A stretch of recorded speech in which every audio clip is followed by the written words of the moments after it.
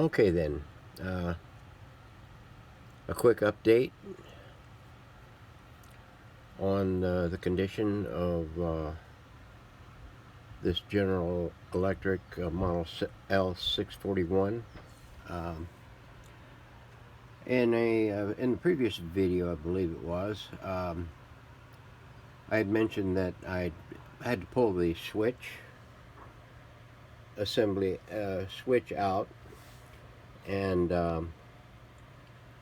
put a substitute in because it was seized up. Well, this here was the substitute, the one that I had in place during the video, and after doing that, I had this thing sitting on the shelf with some lime away sprayed on the shaft, and let it sit. And I let it sit for about 2.5 to 3 days, keeping it wet and whatever, and managed to pull the backing off of it, and the switch and casing, and pull the little keeper on the front. And after a great deal of banging and pounding and screaming and cursing and all that kind of stuff, it finally gave loose, and I managed to get it operable. Put it on the ohm meter and checked it out, and it's working just fine. So I just wanted to include that into the video. And now on to the regular stuff. All right then, this is a update for the in progress on this General Electric L641. I've got the chassis completed. All the caps have been replaced. I don't remember if I completed that in the last video segment, but we had a little bout with this thing here and there. It didn't come up as expected. One thing about these old radios, and I don't care whether they're hot chassis or cold chassis or big and sassy or plain and fancy, all things being equal, if you can go ahead and trace out all the circuits in a schematic, some of these can be really hairy. The ones in for foreign radios can be rather daunting, even for those who are quite seasoned in this kind of stuff. But if you go through and you can trace out all the circuits and follow the point-to-points in the chassis, all things being equal, if you recap and you can identify the connection points to the caps, when you go to power this thing up after doing a total recap on it, and I don't mean just shotgunning the capacitors, all the paper capacitors, I mean going through and double checking the values on your resistors. You got to do that too. You got to go through and make sure that all these IF coils are viable. Nothing worse than to not check at the beginning and get it out of the way to make sure that it is a good candidate for refurbishment. It's one thing to eliminate from the final checklist when something goes bad or it doesn't work. Uh, the next thing is checking all the values of all the resistors in the circuits, identifying which are the ones that needs to be replaced. I replace if it's pushing 15% out of tolerance, I'm replacing them. I'm not going to take a chance on recapping the thing, changing the pulse rate of the circuitry, and have a resistor go bad afterwards. I'm going to tighten it up and eliminate that possibility.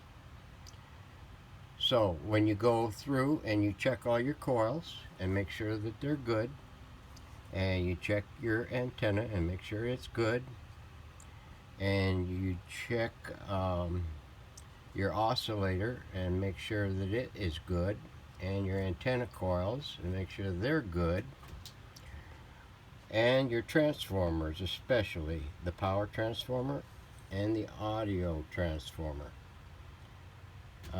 Check the voice coil in the speaker, as well as the secondary on the audio transformer. That way you know I don't have to worry about those things anymore from here on out, unless you accidentally catch your soldering iron tip on a coil wire, which is one of those little hair, thinner than a hair, human hair. Well, certainly thinner than a brunette hair, and ruin the coil. Well, you say having to repair the coil. I haven't seen one yet that I couldn't repair. Knock on wood. You can't see me hit my head, so besides, I don't want a concussion. So, given all of that, and you're going to go through and you're going to do all of these, even after you've checked it out. Like I check out these things in the beginning to see if there's a pulse or not, or how it's going to act. Taking care of all of those items, when it comes down to it and you're done, and you double checked all your work, and you push that plug into that socket and you check it for voltage values and current draw, the radio should work, given that you checked the tubes too. And that was one of the issues that I had with this.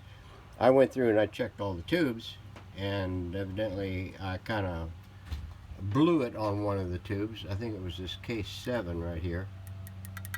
Yeah, this case 7. Fortunately, I had a stock of them. I just reordered some, and this here is a new old stock. I put the one that was in there originally back in the tester, and it was deader than a doornail. And I scratched my head after going through and recapping and checking the resistors and replacing a couple of them, and checking the tubes and everything else, only to find out that that thing there had its finger in my rear.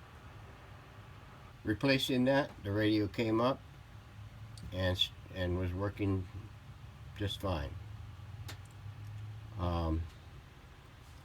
So I know some people say that you know, shotgunning the capacitors and replacing the electrolytics, you don't learn anything. Well, that's true. You learn whether or not you can keep track of what you're doing. That's the reason why I do it this way, and I identify all and I label the new ones going back in.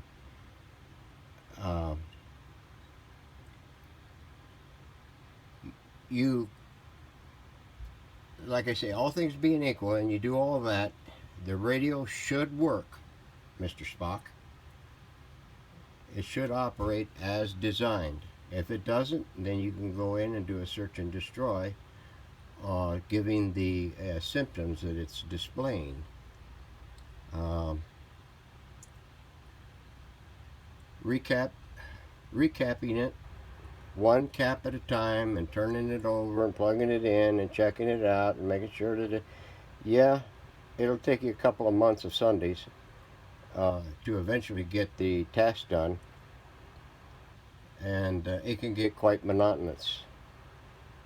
But if you run across an issue during that melee, you do glean a little information, and you can sock that away in your memory if you have one.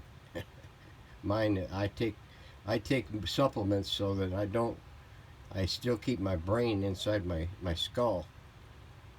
So, given that, we've got this thing done, and it is functional, and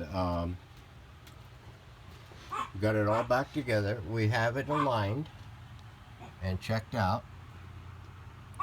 We've got the decaling back on it again. Well, we got the decaling back on it and got it finalized. We've got the fuse installed, and the pointer all set back. This here was a black felt, kind of feltish. I'm going to leave this for right now and see what it looks like with that kind of orangey red flappy indicator on there. The dog glass is clean and polished. I'm going to see what that thing looks like when I get it back into the cabinet and finished, and see whether or not I want to opt to put that felt back on there again. New dowstring. These knobs still yet, I've got them cleaned up. I need to polish them and seal them.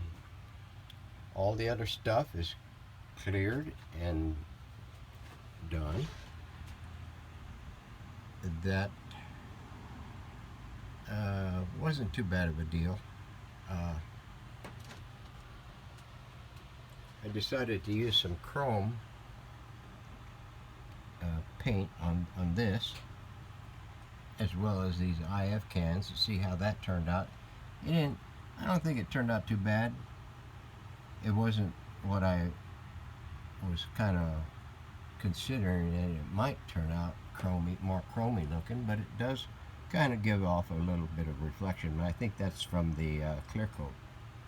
Everything has been clear coated except for certain things that shouldn't be.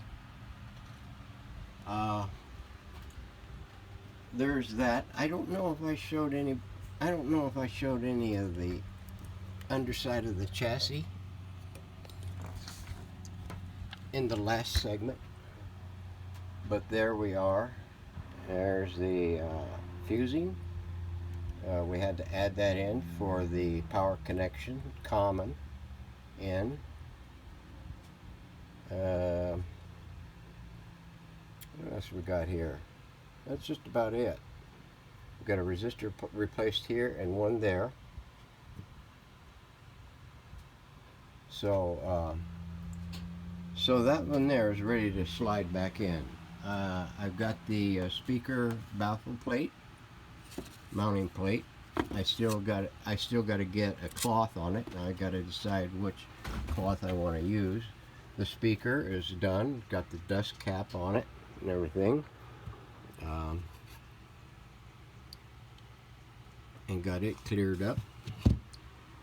The shortwave antenna we've got buffed out a little bit and got a clear coat on it to kind of protect it from getting yucky again. The back cover and antenna assembly is ready to glow. I got the new label for the back cover, and it has got a coat of semi-gloss on it, and the cabinet is almost done. It's in its final stages. I've yet to get the decaling on the positions here for the knobs. I don't know how well you can see that top. Let's see if I can tilt it up and give you a little bit of a better look at it. And the sides. So this one here, I'd say probably by midweek next week, we should have this thing close to being ready for an operation video. So there we are, folks. Stay tuned. We'll have more. Thanks for watching.